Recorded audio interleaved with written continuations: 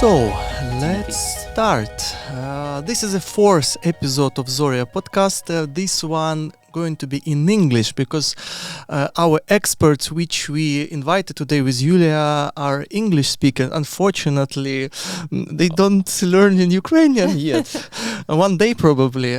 So this podcast originally targeting Ukrainians. So my idea actually to contribute to some, Ukrainian professional environment, to talking about technology, how they influence in life of people, of the work we are doing, and so on. And today we have very wonderful topic. To me, it's very complicated one in the meantime.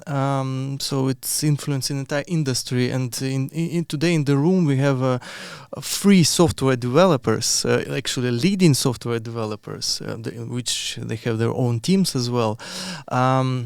Who going to talk about topic about vibe coding, so what it means and where actually it's very trendy thing. As I read, it's Andrew Karpathy, so it's a Slovak guy, one of the I think he's a Slovak guy, Slovak American, who invented this term. He was a co-founder of OpenAI, no longer working there, but. Anyhow, passing mic to Yulia. So, and please tell whom we invited today. Yes, hi everybody. And even though originally the idea was to have a podcast in Ukrainian, lots of Ukrainians speak English. So today we can talk to a wider audience. Maybe let's start with introducing our guests. We can just go around and introduce ourselves. For those who didn't hear me before, my name is Yulia. I'm a data and AI team lead in a Belgian company. And let's continue. We have real Belgians here today. Yes. Yes, hello everyone. So my name is William. I'm an integration lead at As You Go. And I'm Dries. I am a freelance software developer working in the smart energy sector. Cool. Welcome. So today we are going to talk about the vibe coding, although I know some developers don't really like this phrase. Indeed. Right. And the idea, I think, would be to share some practical experiences that you had, either in your professional projects or maybe some personal projects.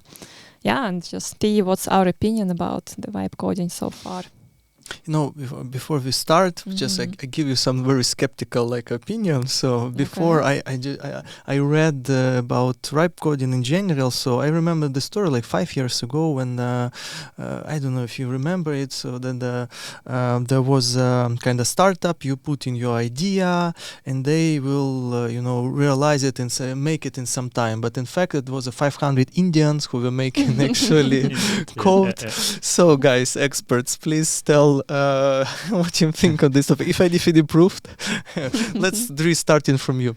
Yeah, so I mostly use AI-assisted tools for my day-to-day work. I also have some hobby projects that I do with AI-assisted coding. I prefer that term a little bit more over vibe coding because vibe coding has a bit this thing where you write some prompt and it will magically write an amazing application for you, which maybe if you're very lucky with the randomness, you get an amazing application. But in most cases, no, it didn't happen to me yet. So in most cases, you need to kind of guide it a bit and drive it into the right direction. So maybe to explain a bit how I use it.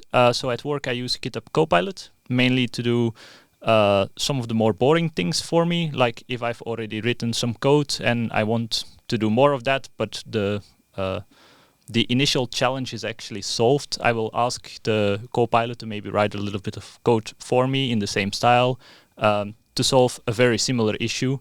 And then usually I get quite good results, actually. The code quality is good because it follows the same styling as you've already applied in the rest of the project. And then in my hobby projects, I'm also working... Something to mention. I think for this kind of projects, you need to have a code all in one file, right? It's not that you can use the entire project. Guys, before we go in far as well, what is vibe coding actually for the general audience so my mom can listen to it and understand what we are talking about? Okay, let's start from the very beginning. So in the traditional world, there are business analysts, product managers who come up with the business requirements, and then the developers who are creating the applications manually. And now with all the general AI that exists at the moment and keeps progressing, you can write a prompt, for example, for ChatGPT, or really there are tons of tools for that, and get as a result some web app, for example, right, as just a result of your prompt, which theoretically speeds up the development. And yeah, and in that case, people think that maybe everybody can make apps, right? Good definition, I guess, of the vibe coding. Or what I also like to give as an example is, instead of coding really line by line, as we as developer are used to, we actually give an intent. We give an intent on what we would like to do, what we would like to make. And based on that, it actually give us sometime a good result, sometimes a bad result. And it goes in line a bit with what Dries just mentioned before regarding, with small things, with where we ask to follow the standard we already have in our code base, it gives some good results in general. But what I've seen as well, in the beginning I was also skeptic. I started some small things first, but then when I want to go for a bigger project, because I'm using Cursor on my end, which is where we have the possibility to actually look at the entirely code base and the code directory and project directory, where there we can give more context. Okay, because context is going to be important. It will give some extra information for the agent, for the AI in general, to understand what we have already done, and based on that he can build things and then build on top of that. And in your profession, do you use it to build some kinds of POCs or apps or some app improvements or testing? Where do you use it the most? Basically, I think we use it for POCs because it really speeds up the delivery. That's actually the main purpose for me. I think for vibe coding is really focus on the prototyping, because wearing my architect hat is going to be different, because as an architect, we really think about more the non-functional requirements. About the security aspects, about the scalability and the stability of the application, of the program. So that's why we're jungling a bit. I think it's a bit harder to vibe code something to be secure, or to have a good, to be secure basically with vibe coding. Indeed, I remember once I just asked a very simple program. He just hard-coded the passwords. Indeed. You can be lucky, or you can get a SQL injection vulnerability before you know it. So should we dive in some maybe fun examples of the projects you try to do at your free time or at work? Up to you. And I know Dries recently played with creating his personal expenses app. Yes, so creating it step by step, and how was your experience? Yes, so for the expenses app, I already played around with some AI assisted coding solutions earlier on, so I already had a little bit more experience. So rather than actually diving into the coding right away, I started out a bit with asking the AI agent, in this case it was Juni, to write me a product requirements document. Explaining that I wanted to track my expenses, saying that I wanted to have things like I want to be able to track an expense, an income, I want to be able to transfer between accounts, I want to have a concept of accounts. I want it to be very simple, like just file-based storage, no databases, things like that. And then I asked it, write me the requirements. And then I think this is where it really shines. It's like, then it creates the requirements, and due to the fact that it actually, let's say, hallucinates some additional requirements, you actually end up in this kind of brainstorming where the AI agent is helping you with suggesting some additional kind of things that you could put in your project, which you might not have considered before. So that was quite nice. And then once you have your requirements document, then you can actually go and ask the agent to start developing it. In my experience, it's usually not good to ask it to implement this requirements document. If you give it a huge task, usually the thing with these AI coding agents is that after a while they just stop. They run in a cycle. Once they've done so many cycles, they stop processing, and you need to initiate them again. If you give them a huge task, the bigger the task, the bigger the chance of lots of randomness happening, and you're not getting the right results. So usually you want to give it like a more focused task, like implement the add expense feature, implement the transfer money feature, and then it works quite well. And the results are good. So it actually helped you to create the business requirement document as a step one. And then once you feed it in the business requirement, what was the next step, or what was the result? Did it work right away?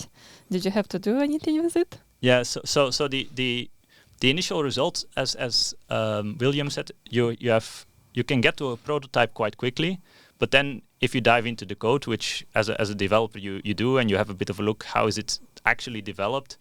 In the first instant, it didn't use any frameworks to build the application, so it tried to use like the features that are built into the core language without using any framework. So it developed a lot of things itself that it actually could have used a library for, which is typically libraries in software development. They're battle tested, have gone through security reviews and so on. Yeah, you don't want to write all of that yourself. So yeah, and again, then it comes back to going back to your requirements document, mentioning, okay, either you can ask the agent to suggest some frameworks, or you can go ahead and you can say, I have this specific framework in mind that you can use to solve this part of the problem, and then tell the agent to use that framework. If you do that, again, the results improve a lot. You get actually the code in the framework that you want.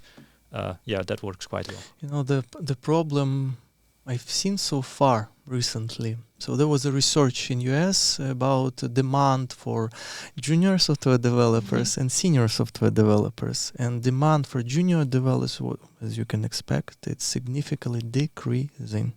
And demand for senior developers like you is increasing.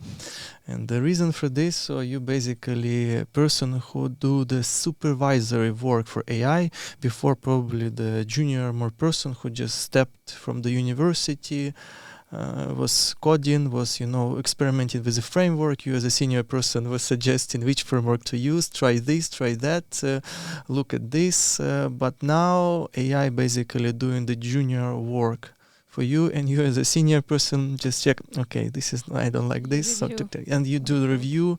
You actually, what I just before the podcast, I was just checking also some videos, and the girl, she was suggesting, so I'm talking to my AI like a human, I'm showing the screenshot with a mistake, and I'm showing it how it should be, and it rewrites the code, you see. And it also how senior you are, how you need to know, you need to have certain experience, you see, also collaborating with AI. This is the most efficient way, so it's a hybrid mode basically. Indeed. And it's also a lot about building your communication skills, because you need to be able to explain what you want with the right words.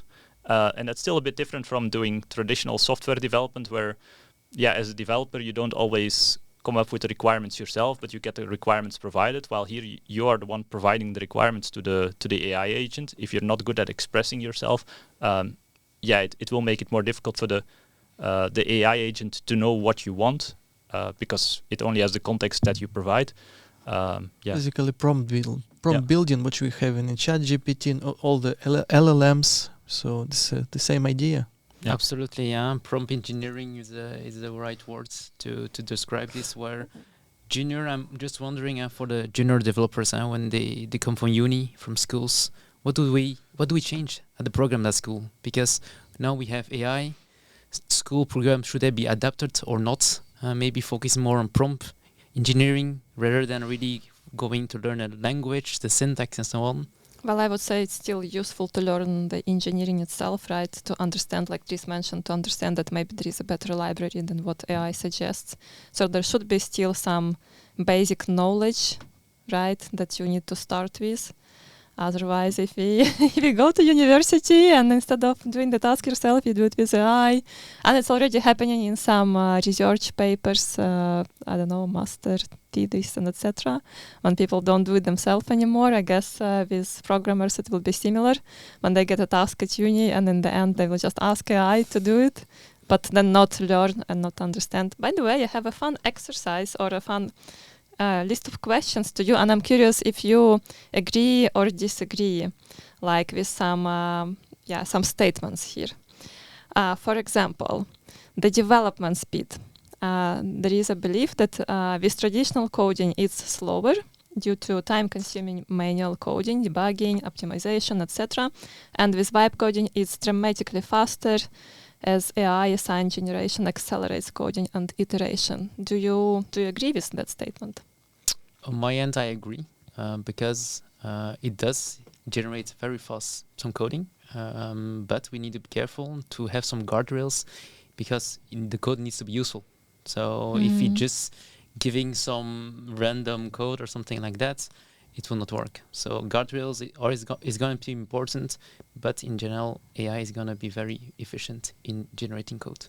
Yeah, I partially agree with that. It depends a bit on the task, in my opinion. How efficient it will be. If you ask it to solve a more complicated thing, then sometimes it's still more efficient to do it yourself. I had this situation where I had a bug in my code, and it was like, in the end, it was in a single line somewhere that there was a problem.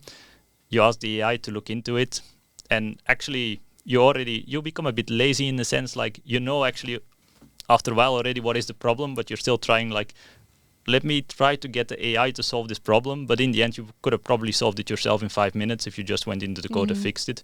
Sometimes that's a bit tricky to get the AI to solve these kind of things.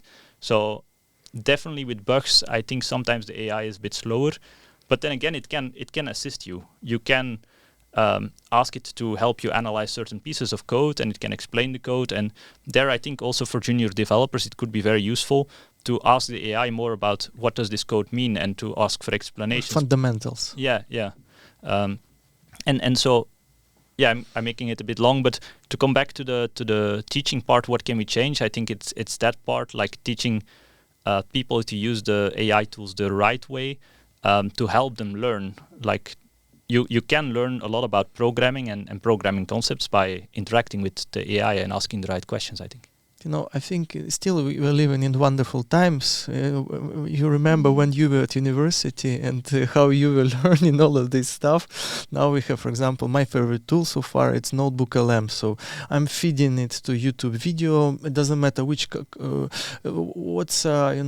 how complex is the video, how complex the idea, some book, and in a few minutes I see the essence, actually what I need to focus on, and I can ask question about this video, I can book. It's wonderful. Again, it depends on your motivation, your skill set, and how you want to develop as well. So, but you have opportunities for learning, no? Yeah, indeed. Okay, and on my side, talking about the development speed, I think I agree and disagree at the same time, because if you need to come up with some ideas for a POC, I think it's definitely faster. Proof of concept. So just for those who maybe doesn't know, POC is a proof of concept. So it's we can also call it an MVP, minimal value proposed. Viable product. Yeah, minimal viable product. As well as possible. So that it's something that works a little bit, just enough to maybe make a demo to a client, but it's not a full-scale application. And so for these kind of exercises, it's useful. However, for existing applications, we tried it at my work, and we had stories when you ask an AI to do something for you, which is not much of work, but in the end it changes the architecture, and then you need to, either do it yourself from scratch or rewrite the architecture back to where it was. So there are some places where it doesn't help that much because it does a bit too much. Yeah, and then I have another statement, and I'm curious if you agree or disagree, about the code quality. That with traditional coding, we have a structured architecture, long-term quality, and maintainability. And with vibe coding, it's a bit of the focus is on a higher level functionality, and therefore code can be less structured unless it's very carefully guided. So what do you think about the quality in general? If I can answer on that one, so I agree on that one, bearing on the one side the developer hat and the architect hats, where for the architect really focus on the governance and really want to have a scalable and stable solution in order to looking at the maintainability as well very hard word. And so we really spend time in the design and into setting up the different building blocks, and we spend some time in defining the architecture instead of really moving forward in a fast speed to really come up with a prototype. So I agree, for prototyping is good, and for the architecture part, maintainability, if we don't have the proper governance, it will lead to higher cost on the maintainability. Mm-hmm. Yeah, that's also something I noticed when developing this small hobby project, is that again you ask it to generate code, and it gets you kind of the first mile, let's say, but then to really have something that is more production ready, or if you want to continue building on that, typically I work a bit in a kind of loop where I let it generate some code, then from time to time I refactor it a bit myself, and I point it out like, okay, can you maybe use this thing which I already built to continue working on it, and then it does that. Or again, you give it some examples, like it's already implemented in the correct way in this place in the code base. Maybe you can copy that, and then it's quite good at it. But the code quality itself it's a bit hard to read sometimes what it generates, and then you need to go in, dig in, understand how it works. Well, you can ask it to explain you exactly what did it do. I'm just wondering, if we look really the pure vibe coding, do we really need to look at the code, or is it like This we is just my question give as the well. prompt and just test it out? I just want to see the results. I can tell you some fun examples. We recently went to a conference and there was a vibe coding workshop, and we created a few web apps in like a couple of hours. That was really fun. And we didn't look at the code, by the way, there, but it was really funny how the app changed with each next iteration. Mm-hmm. And so I will take now the very, very simplest app, the calculator, right? So instead of doing that yourself, you just give a prompt, okay, I want a calculator that looks a little bit like it's a calculator of the future, and each time you click on a button, it moves, the button moves. And then you get some result, you click on a button, and it actually moves outside the screen. You cannot click anymore, you cannot restart it anymore. And you give some extra prompt to it, like, okay, the buttons should fit on the screen, etc., etc. But the thing is, you talk about the buttons and you give an extra requirement on buttons, but the rest changes as well. So so the code basically changes every time, and you get a different result. And for some other, like these mini projects, it could be that the first iteration was quite good, and you just need a little improvement, just a little improvement. And then with the next iteration, it all becomes terrible, you know? You know, for the software developer audience, so basically Cursor, it's one of the, probably the best tool so far for the vibe coding, or actually they're adding so much stuff recently. But also there is a codex from OpenAI, for example.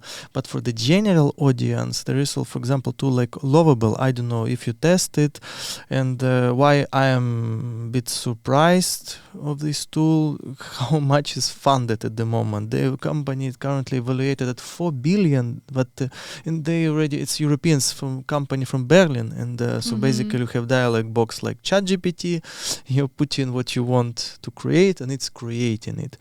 And do you have experience of using this tool? Again, being a software developer, but or similar tools again. So, but again, on your professional life, you're using professional tools. But what about general market? So, if my mom or dad wants to create application, they're coming to more. So less advanced application, the dialog box, check GPT, and put in prompt. So I want to create some application, some for simple purposes, but application. So what are you using, and what's your experience of such a tools? So I've used myself Goose, which is basically Claude behind the scenes. Which is Claude behind the scenes, or you can actually link any LLM to it. As long as you provide an API key, it will interact with it, and it's just a chat-based interface, generates the code all behind the scenes. Still requires a little bit of technical knowledge to set up, because you need to integrate it with those API keys, which you need to know what an API key is, how that works, and so on. And then I saw some videos about Replit. Looks really nice to get something going, and for building your own application for home use. I think I can recommend it for building anything that is really production ready or which is going to handle my private details. I would still prefer the application to be coded by a human. Personally. Yes. For some banking applications, for example. Exactly. Never give it probably to such a tools. I know a guy who wrote an app, a web app, with just ChatGPT, by the way. So what he did is the app that makes a carousel for Instagram. So he wanted to make some posts, but he doesn't like to make these pictures with carousels. And in the end, he spent a few hours just talking to ChatGPT, iterating through it, because in the beginning it didn't work so well. So some things had to be changed, like the size of the image and where the text is placed and etc. But in the end, in the couple of hours, he built an app which doesn't have to be secure, right? So it's something very simple. You use it just for your Instagram. So for that use case, ChatGPT is fine. I personally wanted to try Lovable before our podcast today, but I didn't find time for it. But I think you tried it, Eugene, no? Not so much, to be honest. I see mistakes. To be honest, I cannot. So for raw ideas, you can use so many tools. Even in Canva, they have this. But the problem with Canva, you don't see even the code. Mm-hmm. You don't see even what's. For example, I want to change. So to move some object, to move some section, for example, of a web page, but I can't. I just can't. I need to write again the prompt, and it need to every time to regenerate entire screen, basically to do rendering of entire screen every time. But I'm not asking it. So you see. Yeah. So it does something new from scratch. Exactly, and it creates another problem. So I trying to fix that problem, but it creates another problem. And did any of you try to build an application which involves a little bit more of like mathematics or like image manipulation or something like that? Because that's also a bit my feeling, is as long as your application is a bit text-based, which LLMs are amazing at, it gives very good results. As soon as you want to do some image manipulation or you want to do something like give me a formula for something, it really gives you weird results sometimes. Yeah, like we have a fun story when again we tried. We had some fun with vibe coding, and we created an image. And let's say the image is just a square, and then we ask make it 3D. So what you expect is then like a box or a 3D thing. What it did, it just tilted your page to the side that it becomes 3D, but the image itself is still the same square as it was. Indeed. Creative. Yeah, I think it was one of the most fun moments when you realize that it cannot just do anything for you. There are some limitations there, like it cannot count the R's in strawberry, and so it cannot do some math for you, and also cannot do some advanced imaging stuff. The use case I personally fan of, I don't remember actually exactly what the name of the tool. I think that Google created one. There are many different similar tools actually for wireframing. Before I was working for design agency. So what they were doing, it's like a startup studio, and they have a kind of so many clients that they need to develop basically MVPs every time. So the client, for example, some Israeli or American one, they have a raw idea, for example, and or actually existing company, and they need just to design a new website, and you need to do a lot of wireframing. So you listen to what they need. You see some raw content, and you as a product manager, you as a UX designer, you actually or these two guys collaborating together, and they are drawing the screen by screen. Currently, I like analogy of cooking. So instead of saying exact dish, so I want a soup, but you are saying how it should feel when you're eating this dish, and by telling this, for example, it's if the tool is trained of millions of different wireframes, for example, it can give, I think, so for example, if you build an application for ecological startup, ecological sphere, and it's trained on similar content, it can give you, as Dries, as you said, ideas which you did not even think. It's not even hallucination, but you did not even think on this. You just explained what you're trying to achieve, and tools give it to you. Sometimes I'm impressed, what it gives you. So wireframing is my personal, also one of the top my use cases, what I'm using such a tools. Yeah.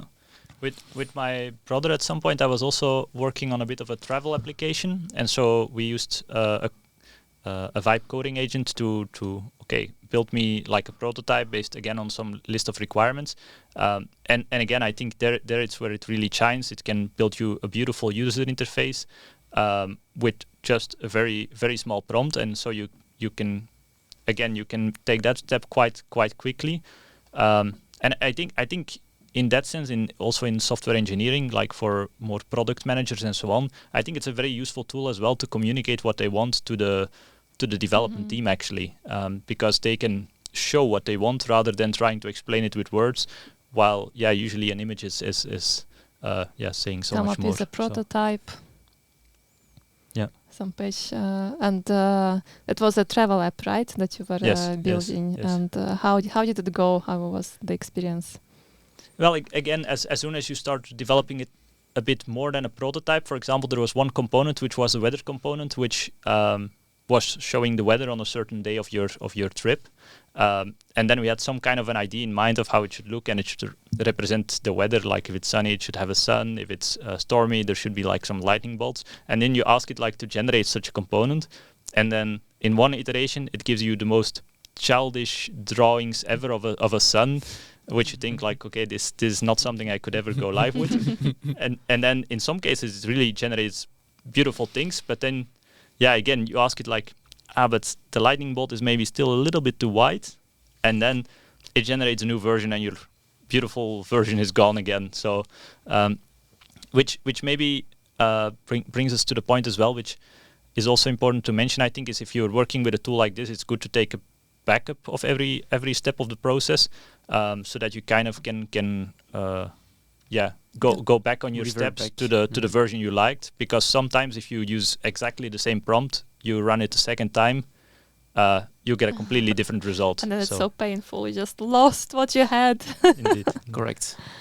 So versioning is going to be important. I think some of the tools do have embedded versioning, so you can in Cloud, for instance, really easily go back to version 2, for instance, while our tool doesn't provide that feature yet. Yeah, indeed. Yeah, so quite useful. And did you try using vibe coding for testing? Do you find it useful?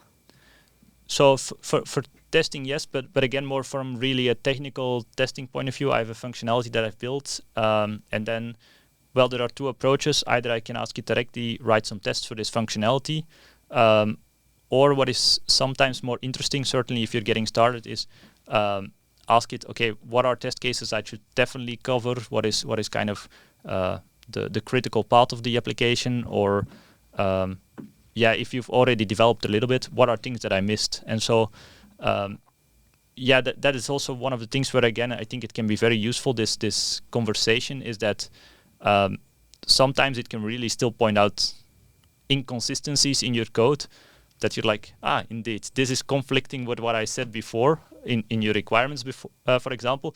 Then it tells you like, in your requirements you specify this, but the application is doing this. And then you think, okay, indeed, that makes sense. There is indeed a bug there. Okay, let me go fix it. So again, that's I think the going back and forth between human and AI tool is the most beneficial. So hybrid Yes. is the future. Mode. I also experienced that with testing. Testing is sometimes very cumbersome for developers, and we don't like to do that. But it's going to be important for the code quality in general. So where I experience the most benefit is the time-saving part, where you can generate some test scripts, be it on the happy flows or the unhappy flows, unhappy scenarios.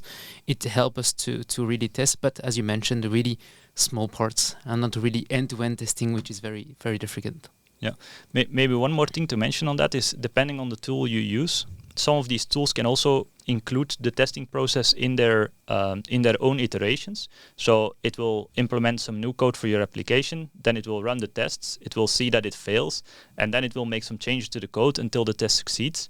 But so that's also, as you mentioned, testing becomes more and more important. If you have a very good test suite, it means the AI already gets a lot of feedback way more quickly, and a lot of the bad results automatically get filtered out because they don't pass the test suite, and the tool will respect that. In that case, you will always have quite good results in terms of code being generated by AI. Okay, so that's a life hack to remember. Okay. Any other you should questions? Just avoid what you have? Well, maybe we can discuss. So, how can we make vibe coding great again? Great, but it's already great. It's already very good. So one of the things we mentioned was having a product requirement document, right? So not just coming with prompts and iterating 100 times, but really thinking up front about what do you want to create, and starting with the requirements, then testing. Anything else you have in documentation from my end? Also, actually the cumbersome things or things that bring extra overheads, those are the things I will leverage AI to do. So documentation is one of the topics where I just ask the AI to generate actually what it does and explain in very beautiful English. Of even better than you. Better than I can formulate. Yes. Yeah. Okay. Maybe to utilize some knowledge base as well, right, while working on the code. That's indeed sometimes it doesn't work with all agents, but with some agents you can also mention, like, make a search on Google or look for some websites, and then it will actually make that search, get some additional context from those websites and incorporate that into the, for example, if you like a website, you can say incorporate maybe pieces of that into the design. Be careful to not get into any copyright issues there. I'm going to try it. I'm going to try it tomorrow. Probably the next 10 minutes what I want to focus us. So about that research what I read about seniors and juniors. If we don't have juniors now working and improving and learning tools, we will not have seniors in the future. And so seniors cannot be forever. They will retire sometimes as well, but or go in some managerial or go in some other things, growing chickens. I don't know. But what you would recommend probably for the people who are going to the profession at the moment, and where to start? Actually, what skill set to build, which tools to... We are talking just specifying a bit software development and IT professions. Good question, Eugene. I think, as I said before, the skill set will be changed, in my opinion. It will not disappear. The role as a developer, it will not disappear, but it will change. So there we will actually focus, in my opinion, more on prompt engineering, really writing the correct prompt to generate you the code. Because we can, of course, doing iterations and going back and forth and discussions with the AI agent to really come up with the perfect product at the end. But we can actually just start from scratch and reiterate on the prompt itself and not on the code that has already been outputted. A fun thing I've seen on LinkedIn recently is, we're saying, AI is going to be the destroyer of a lot of jobs in IT, especially software engineers, but actually it's creating jobs. I see new job titles popping up, like vibe coder cleanup specialist. So you need to clean a bit after that. Indeed. So it's actually creating jobs. So it's promising. Not sure I want that job. Yes. But do you think a junior person can do that? I'm not sure, actually. More for a senior. Maybe a senior developer in the future will be named vibe coding cleaner. Indeed. Dries, probably this is a new role of yours. Imagine your manager coming to you. So this is what we're going to... I generated all the code already. The only thing you need to do is clean it up. I think I'm going to pause on this one, but a fun story. I think people know this joke that in the past developers spent a few days on coding and a couple of hours on debugging, and now we spend a couple of hours on vibe coding and a few days on debugging. Indeed. Indeed. And yeah, I think for people coming to the job, well, I agree with what there was one person at Amazon who said like that AI tools will replace developers is one of the or junior developers is one of the stupidest things I ever heard. He said maybe that's also the quote you were referring to when you asked the question, but yeah, I completely agree with that, because you need to still invest in the junior people. And even for me, it's more like software engineering will change a bit. Like you will not be maybe 100% writing code all the time, and you will have to focus a bit more on these areas like unit testing, describing the requirements, and so it's a different skill set. But still, if there is a bug, you will still need to be able to debug it. And as long as the underlying thing is not something magic which you don't need to understand, there is still code going on behind the scenes, and there is someone who will need to understand that code. And unless somebody needs to keep it secure as well. Indeed. Right? Your data and your web app. Right. You need still, you also need to love your job. Because, for example, personally, what I don't understand. Personally, like, there's so many things now on the internet. So the person saying, AI took my job. The software developer in the company, they took my job. Come on. So if you're learning stuff, if you're evolving personally, if you admit, so yes, I cannot do this, so the tool can do this good, so let me learn the tool, for example, know where you're efficient, where you're not efficient, but saying, AI is not taking my job. And it's always been like this, no? New technology is coming, and new wave, technological coming. For example, again, talking about Ukraine, in 1990 Ukraine became independent, and we had two technological, two things that heavily influenced us. First, it's open borders eventually, so you can travel whatever you want. But then also technologically, why Soviet Union collapsed? Because it was outdated technologically. That's it. Ancient computers, and West also, they had IBM, they had Intel. They had all the computers, so internet then came. And now I'm feeling that we are all of the world now is like that Soviet Union, which experiencing like turbulence of technology, and we need somehow to figure out you're either learning or you are feeding chickens. I don't know. It's just a normal progress in the end. Like at some point we got internet and we didn't have it before, and life changed, but didn't get worse. Indeed, and it's I think it's again a bit of something about finding the middle ground. What they were shouting a few years ago, that AI tools were going to replace all jobs, and that we would have AGI and that kind of stuff in a few years. Well, that's a lot of marketing hype and for the Silicon Valley people to sell their tools, but that doesn't mean that there is not some value in the tools that have been created. The only thing I sometimes wonder a bit is it does cost still a lot of money to process all these prompts, generate all the responses. There is also a little bit of ecological impact of that. And at the moment, there is a huge investment from a lot of investors into these kind of companies, which means that they can still offer these products relatively cheaply, let's say. So I am wondering how that's going to evolve in the future, as maybe that investment dies down a bit, as the hype doesn't deliver as much. Then maybe the prices of those tools might go up a bit again. So I'm very curious how that will evolve.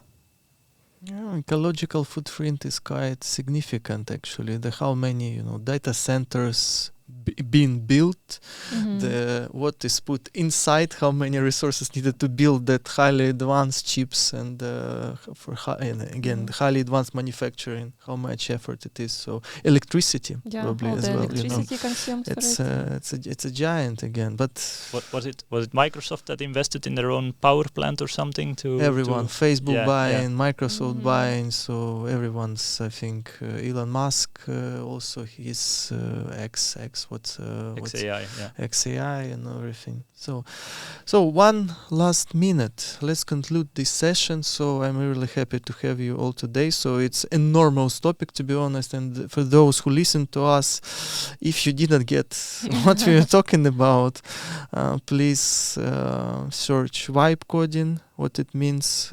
Actually, I think you will be impressed how if you did not know this craft. And I think it's also, for me, it also motivates you to be a developer, no? What you think? Having tool like this. It's easy actually to get to the profession, no? It's very accessible. I think you have AI giving feedback instantly. You can really learn fast, and it's just a matter of being creative. If you have really creative ideas, you can bring them in reality in seconds. So that is great. It was not possible 5 years ago. I think the same. I think it can serve as an inspiration for people to indeed they can develop a prototype quite quickly, so they can see what they might be able to build, and it might actually encourage people to get into a career as a software developer. Even I think to try to build these kind of applications. As a vibe coder cleanup specialist. Exactly. Or that one. Okay, so let's finish up then, right? Yes, so that was first English-speaking podcast of us. So if our audience love it, we will invite more qualified and heavy lifting intellectual guests like this. So, and thank you so much. Thank you for guests, for William, Dries, for coming. Thanks for having us. And thank you for listening.